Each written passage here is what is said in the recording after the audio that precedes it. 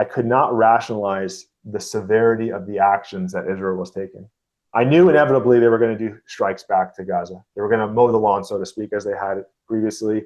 And I just didn't expect it to go as far as they took it. And I started to recognize how far they were taking it by, I think it was probably the first week of November. Yeah. And I was like, they're taking this all the way. Gaza is gone. And we had that conversation. I was like, this isn't going to end. This isn't going to end until everyone's dead or gone. Like I came to that realization at that point. And so when I realized that, coupled with the daily following of the stats, seeing all the images, obviously at this point, the death count of children alone had blown past 10,000. I was expecting two, which I think added an extra point of sensitivity. Yeah, she was pregnant with our daughter. We had recently had our son. Having kids softened me a little bit more, I would say, on the emotional side.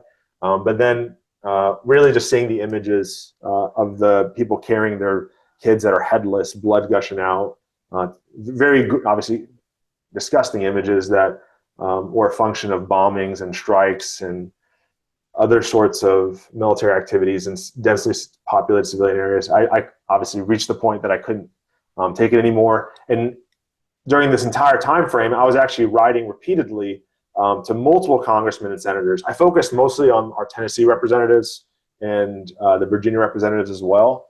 But I actually probably wrote, I don't know, half of Congress received a letter from me at some point, at least.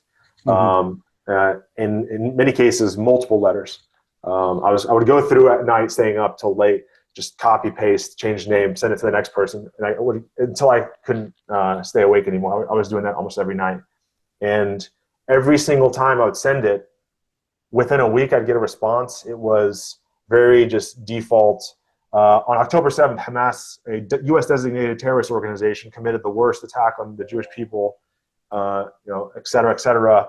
Israel has a right to defend itself. It's our responsibility to stand behind Israel unconditionally. It's the same, something to that effect in every single response. There was never a personalized reach out. There was never any sort of consideration for any of the laws that are being violated, the severity of the actions that were being taken, not addressing any of the concerns that I was bringing up. Again, I don't just write.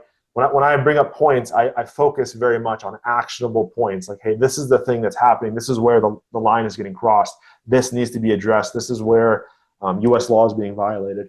But yeah, none of my concerns were being addressed, which again goes back to the whole what's Congress's actual job?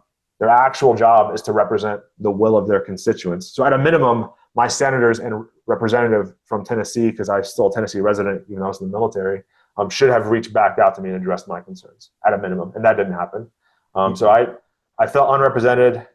I felt like the Constitution wasn't being followed. I felt like, for many reasons, I felt that I was not carrying out my duties by the oath that I took for upholding the Constitution, and I couldn't continue operating that way, so I had to resign. Yeah, and you were a dad. And yeah, that's right. I was a dad. First. I was a dad first. Dad first.